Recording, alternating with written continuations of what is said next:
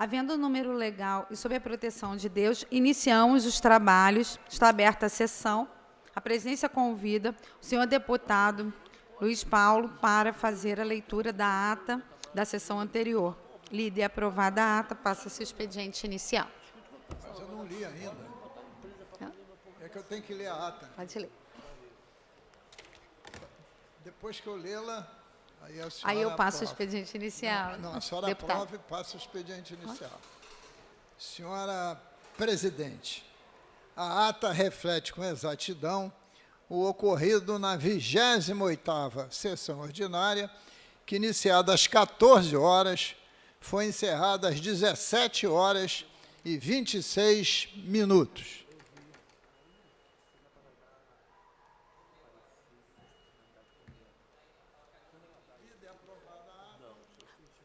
Lida e aprovada a ata, passa-se ao expediente final. Primeiro orador inscrito é o nobre deputado Luiz Paulo. Se tiver emenda de comissão, mas se tiver em plenário, sai. De comissão já aprova em primeira. Aprova em primeira, vai a redação do vencido para a segunda. Tá? Show de bola. Valeu.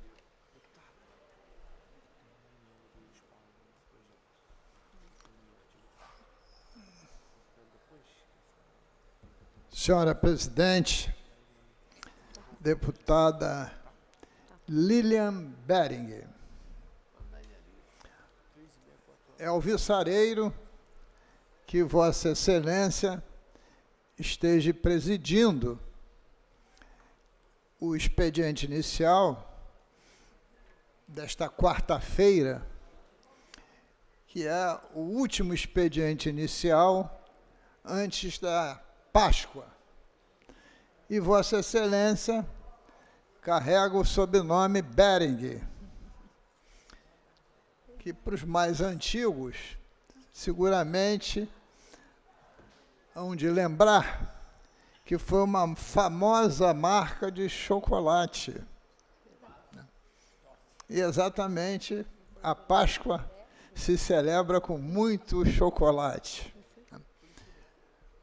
Mas eu queria aqui, senhora presidente, dizer de todo esse simbolismo da Páscoa. Sob o ponto de vista da cristandade, uma data importantíssima, porque se celebra a morte e a ressurreição de Jesus Cristo. Isso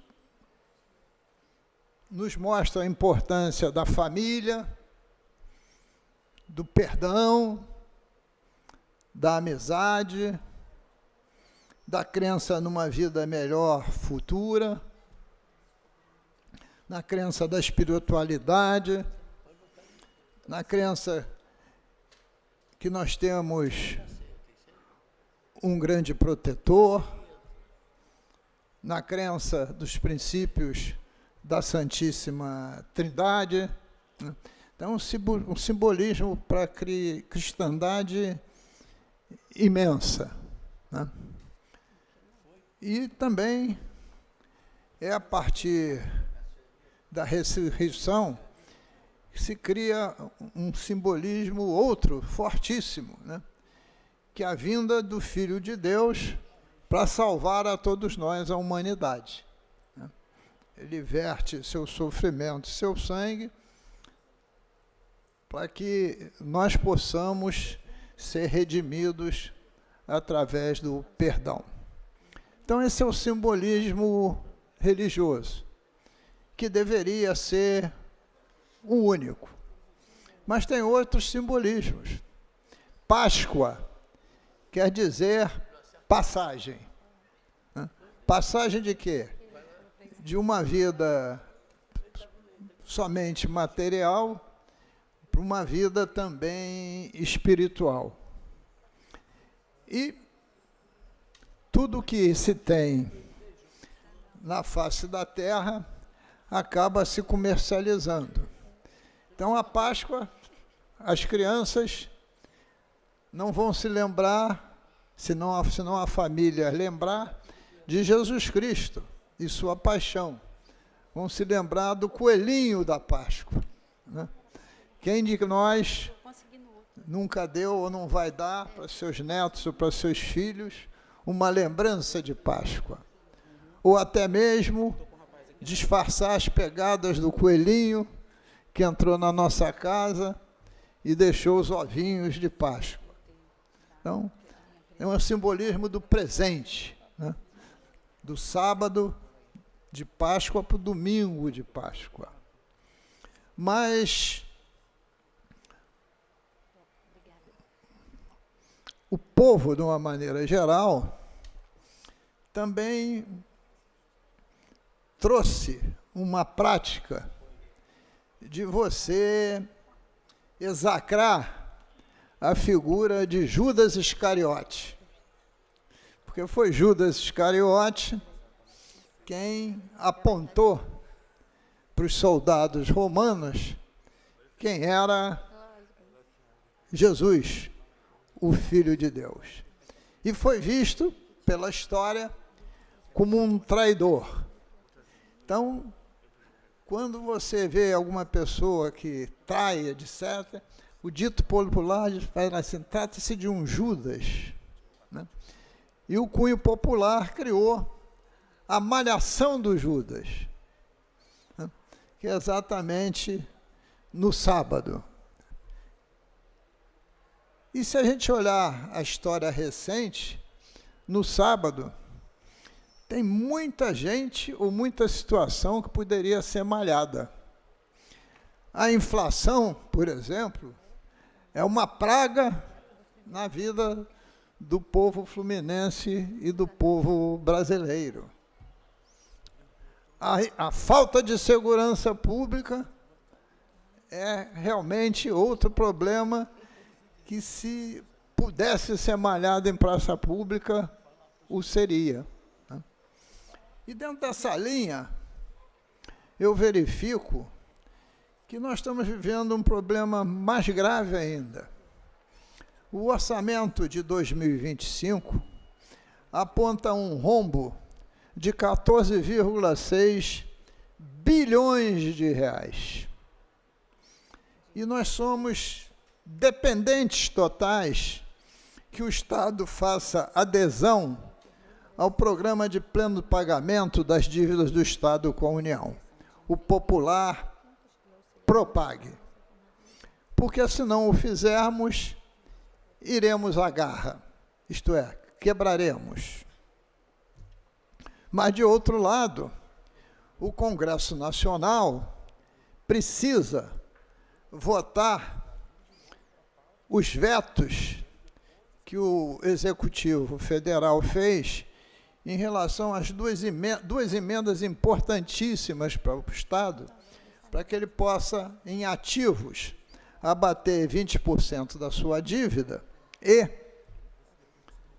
investir 1% da sua dívida em serviços pré-determinados, principalmente em educação de nível médio, e outro 1% da sua dívida colocar num fundo de equilíbrio federativo. Quando eu falo de 1% da dívida, eu estou falando em 2 bilhões de reais. E serão investimentos 2 de 2 durante 30 anos. Mas isso é muito melhor do que você pagar 4% de juros ao ano e isso não ser traduzido em nenhum investimento. De outro lado, ontem foi publicado no Diário Oficial da União decreto do presidente Lula regulamentando a lei complementar do Propague. Então, para fazer adesão não falta nada. Só falta essa questão do veto. E urge que essa adesão aconteça, porque a gente poderia até mesmo diminuir esse déficit em 8 bilhões de reais. De outro lado, senhora presidente, chegou a essa casa a Lei de Diretrizes Orçamentárias para 2026. E, novamente, nada mudou, ela vem com déficit orçamentário superior a esses 14,6 bilhões de reais. Então, o quadro de 26 se agrava mais cotejado com o quadro de 2025. Enquanto isso, na própria LDO de 26, tem, novamente, como manda a legislação, as previsões de renúncias fiscais para 26, 27 e 28. E olha a bagatela, senhora presidente. Para 26, 24,14 bilhões de reais de renúncia fiscal. Em 27, 24,58 bilhões. E em 28, já vamos para 25,53 bilhões de renúncia fiscal. Isso representa, em média, 2,5% do PIB estadual. A gente dá 2,5% do PIB estadual em renúncia fiscal. Muita gente não consegue entender os sentidos do Bolsa Família, do Bolsa Gás e outros tipos de bolsa. Mas esses incentivos fiscais, o que é que são? São bolsas empresários. Cadê o retorno para o nosso Estado? Em geração de emprego, em aumento de renda e até mesmo no crescimento do ICMS. Então, às vésperas da Páscoa, eu também gostaria de pedir uma reflexão aos gestores públicos de olharem, mas muito, muito, para o interesse público, para respeitarem o erário e não fazerem gestões ao sabor das ondas, porque senão nós não vamos traçar um caminho para o futuro positivo, como é o desejo dos festejos da Páscoa. O que a gente quer com Páscoa, que quer dizer passagem, tanto no nível da espiritualidade como no nível real, é que o amanhã seja muito melhor do que o hoje. Muito obrigado, senhora presidente.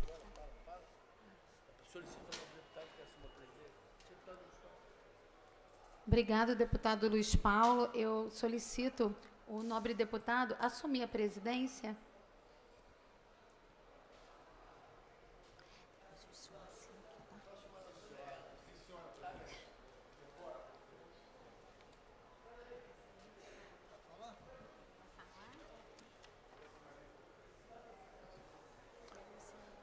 Próxima oradora inscrita é a nobre deputada Lilian Bering. Vossa Excelência dispõe de 10 minutos. Obrigado, presidente. Eu gostaria de começar agradecendo e já começando a agradecer a todos os enfermeiros, técnicos, auxiliares e principalmente a bancada da enfermagem, não só em Brasília, mas aqui no estado do Rio de Janeiro. Por que eu digo a bancada, nobre presidente? Porque nós estamos hoje num momento histórico nessa Assembleia Legislativa de nosso estado. Nós estamos no momento de reparação para todos os estudantes e acadêmicos e recém-formados e todos aqueles dentro da enfermagem que não conseguiram galgar o seu primeiro emprego. Eu falo isso porque o senhor colocou a respeito dessa possibilidade do primeiro emprego e da desigualdade social que existe, não só no nosso estado, mas no Brasil. E na enfermagem, nós somos 400 mil profissionais no estado do Rio de Janeiro. Que, pasmem, para conseguir o seu primeiro emprego, é lhe cobrado experiência profissional. Como termos experiência se para termos experiência precisamos, assim como outras áreas, como é o caso da medicina, a fazer residência depois que terminamos as nossas faculdades. E para os cursos técnicos, hoje a gente tem jovem aprendiz de tudo, menos da saúde, presidente. Então, é por essas e por todos esses motivos que eu venho aqui dizer que é com muita satisfação que daqui a pouco vai ser votado nessa casa o primeiro emprego, a política de primeiro emprego para a enfermagem do Estado do Rio de Janeiro. Hoje, a gente tem exatamente que vão sair para o mercado de trabalho 10 mil profissionais só esse ano de 2025, que serão privilegiados com isso.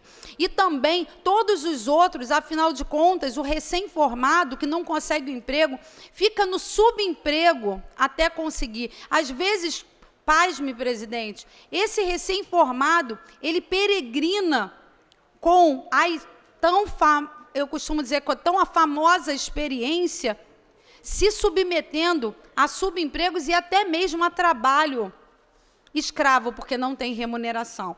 Então, é nisso que a gente galga hoje o nosso projeto de lei, que está na pauta no número 15, a todos os deputados, já agradecendo a sensibilidade de todos os deputados, para poder nos ajudar, para que esse nosso projeto seja aprovado no dia de hoje, que é o projeto 4629 de 2025. Eu já agradeço, já vejo vários estudantes de enfermagem, e que principalmente não só dos cursos técnicos, mas do nível superior também, já nessa nossa plenária e também nessa nossa galeria.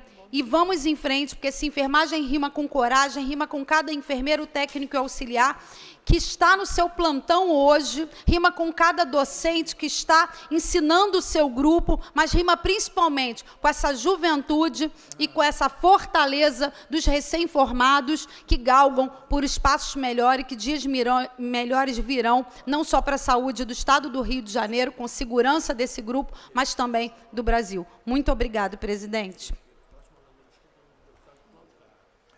Próximo orador inscrito é o nobre deputado Cláudio Caiado. Vossa Excelência dispõe de 10 minutos.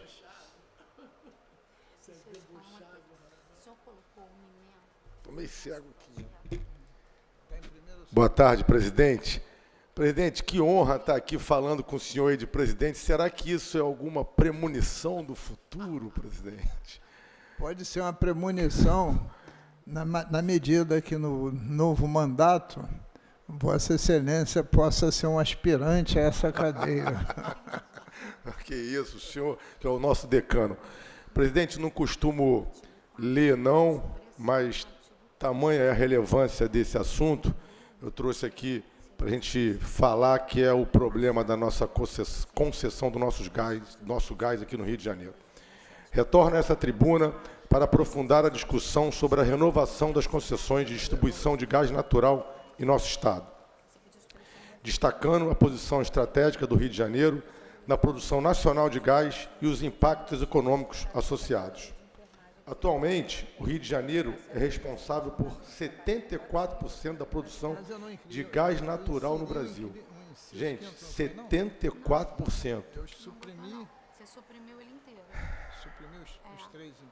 Atingindo uma média diária de 103 milhões de metros cúbicos em 2024, o que representa um crescimento de 6% somente em relação a 2023. Além disso, nosso Estado detém 72% das reservas nacionais de gás natural, totalizando 372 bilhões de metros cúbicos dos 517 bilhões disponíveis do Brasil. Olha de quanto nós estamos falando do Estado do Rio de Janeiro. Apesar dessa posição privilegiada, enfrentamos desafios significativos no aproveitamento deste recurso.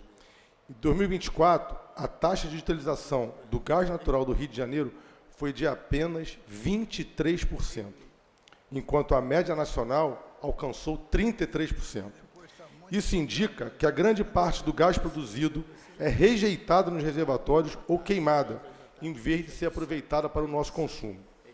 A disponibilidade abundante de gás natural deveria posicionar o Rio de Janeiro como um polo energético de destaque, além de trazer vários benefícios para a população do nosso estado. Além do alto custo do gás natural e compromete a competitividade industrial. Estudos indicam que o preço da parcela variável do gás no país é superior às tarifas finais pagas por consumidores industriais em nações como Estados Unidos e Canadá. Essa realidade impacta diretamente no nosso parque industrial. A Firjan aponta que a indústria brasileira poderia economizar quase 5 bilhões por ano se o preço do gás natural fosse compatível, por exemplo, com o dos Estados Unidos. A redução dos custos energéticos não apenas aliviaria as despesas operacionais das empresas, mas também tornaria nossos produtos mais competitivos no mercado global, estimulando investimentos e a geração de emprego. Diante deste cenário, é de suma importância que o deliberaremos sobre a renovação das concessões de distribuição de gás natural. Consideraremos estratégias que promovam, por exemplo, o aumento do aproveitamento do gás produzido, a redução dos custos do gás para a indústria e o incentivo ao desenvolvimento da infraestrutura. É com este cenário que a renovação das concessões de gás natural devem ser vista como uma oportunidade para redefinir nosso mercado, aliando-o aos interesses econômicos e sociais do Rio de Janeiro. Com uma gestão eficiente e comprometida, podemos transformar nossa riqueza natural em desenvolvimento sustentável e prosperidade para a população fluminense. As concessões vigentes desde 97 têm término previsto para 2027. Conforme os contratos, há a possibilidade de prorrogação por mais 30 anos e a Naturgy já apresentou o pedido formal de prorrogação do contrato. O governo do Estado, por sua vez, avalia a possibilidade de renovação antecipada das concessões sem a realização de nova licitação. Esse é o nosso ponto. Justificando que o processo licitatório seria demorado e que a renovação poderia garantir recursos imediatos aos cofres estaduais por meio de uma nova outorga compensatória. No entanto, é imperativo que consideremos todos os aspectos envolvidos nessa decisão. Especialistas apontam que a renovação sem um processo licitatório pode carecer de transparência e impedir que outras empresas apresentem propostas potencialmente mais vantajosas para o Estado e para os consumidores. Além disso, a ausência de concorrência pode limitar a inovação e a melhoria dos serviços prestados.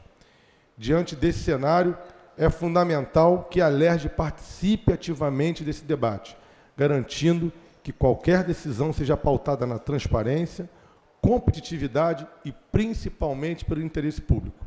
A realização de audiências públicas e consultas à sociedade civil e aos especialistas do setor é essencial para que possamos tomar uma decisão informada e que promova o desenvolvimento sustentável do nosso Estado.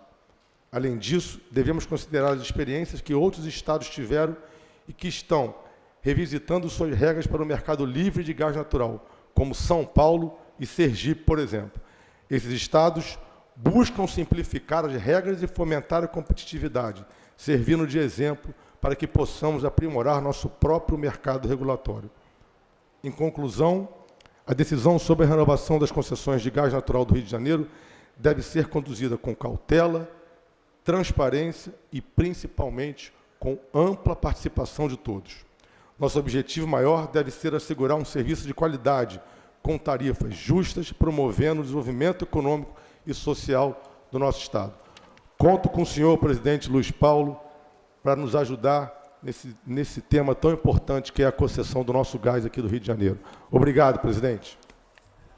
Deputado Caiado, um dos temas absolutamente relevantes para o nosso Estado é a questão específica do gás, que até o presente momento ele é potencialmente reinjetado com a desculpa de gerar mais óleo. Quando a transição energética é também dependente muito desse gás que está sendo desperdiçado. Então, o tema que Vossa Excelência levanta é absolutamente pertinente. O governo do Estado criou uma secretaria específica para estudar e desenvolver e propor questões sobre economia do mar, né? E esse gás é o gás do pré-sal, né? E, além do mais, tem o Estado uma secretaria já antiga de desenvolvimento econômico. E na semana passada, exatamente na quinta-feira da semana passada, eu representei o presidente da Casa, junto com a deputada Célia, num seminário sobre petróleo e gás, sob o patrocínio da Secretaria da Economia do Mar, numa região que o senhor conhece pouco, Barra da Tijuca, lá num clube de golfe, até muito bonito, muito bonito. E um seminário muito rico, que teve, inclusive, a abertura do próprio governador do Estado. Então, o seu discurso é absolutamente pertinente. Obrigado, presidente. Não à toa, o senhor estava aqui, por acaso, como presidente e sabe de todos os assuntos como esse. Uma honra para mim estar no PSD com o senhor. Obrigado, presidente. Em não havendo mais oradores inscritos, está suspensa a sessão. Retornaremos às 15 horas com a ordem do dia.